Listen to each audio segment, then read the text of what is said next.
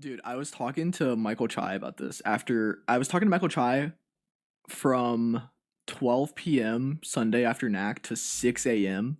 And we were talking about like the US is about to have a generational fall off. What the fuck? I just think like China has a much more streamlined coaching meta right now.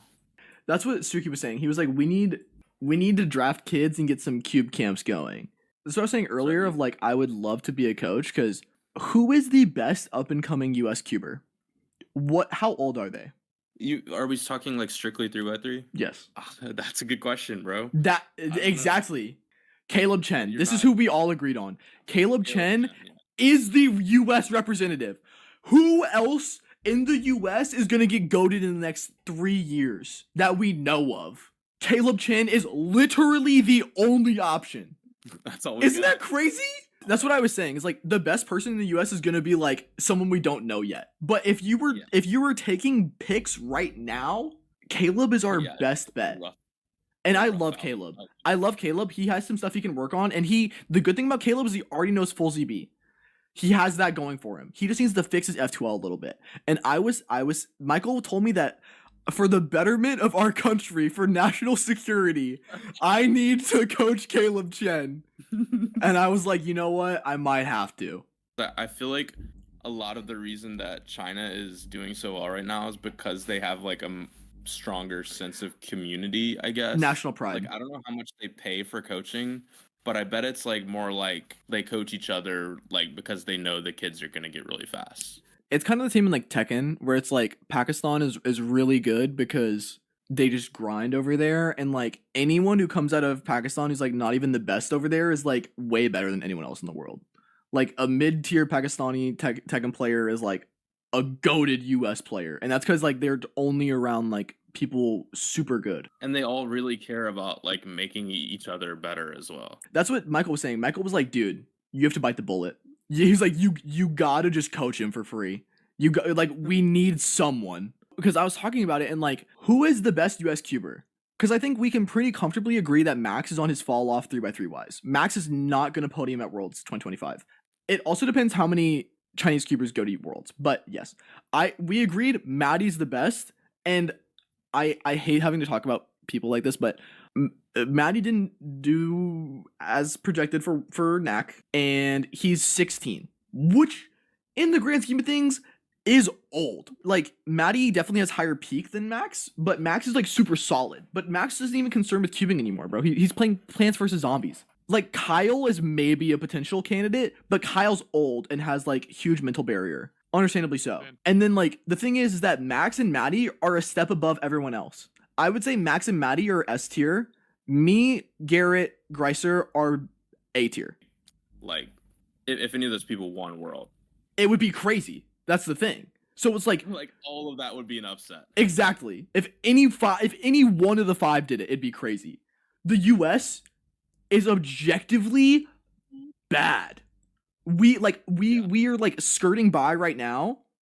Matty and Max are like a step above all of us. And then the thing is, Max and Matty are a step below everyone in China. The US is cooked, and that's what I was saying. Who are the prospects? It's Caleb Chen. Caleb Chen is the only prospect that we know of right now that is already decently fast, that has potential to get even better, that could potentially get really good. And exactly. And he's already kind of old. The thing is, of the top 5 I just listed, I'm the second oldest. That's crazy. That's crazy. I'm the second oldest in the top 5. Do I think Garrett could get better if he switched to only 3x3? I don't want to comment on anyone's potential because I think it's rude, and I would hate if someone did that to me. I think I just like about potential. Like I think that once you get like into high school, you're not gonna improve as much as you could if you were 12. Like, that's just objectively true. It's crazy. That's why I'm very concerned about, because I remember when I started cubing, people would ask me like, any discipline like cubing, the idea is that the best people in the world are Chinese children.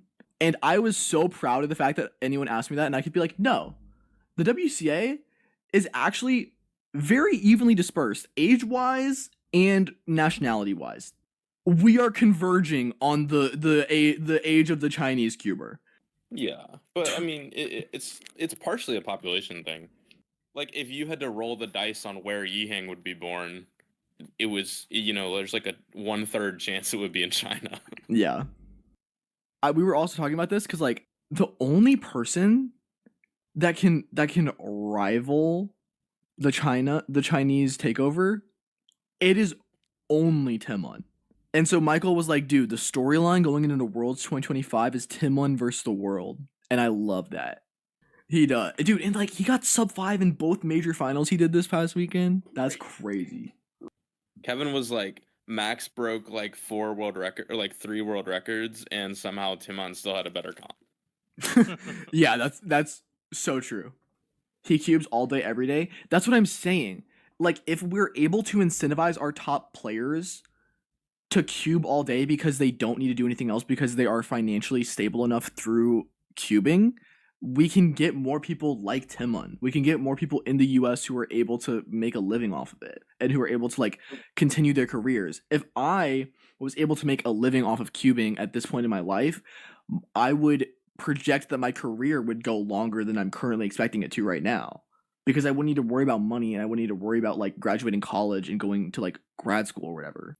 We would have better 3x3 solvers if the US wasn't so obsessed with all-arounding. Bro, I do not give a F about all-arounding, and yet I'm still a step behind everyone else. I don't know. It's tough. Even the prospects of Europe are better. Olaf Kuzminski is like 16, and like, even though he's not like super high level, like Matty's obviously better than him at the same age, so like whatever, but like Europe clearly has better contenders than the US does right now. By far. If I had to be a betting man, I would say it's more likely that it's a 3 China podium than it is a NA podium. I think it is going to end up being a 2 China podium and Timon. I don't know how it's going to stack up. It might be Timon 1, 2, 3. It could be Timon 3rd. It could be Timon 2nd. I cannot bet against Timon after what happened at NAC. The thing is, moral of the story, US is cooked. We have a singular good prospect, and he's old relative to the rest of the world.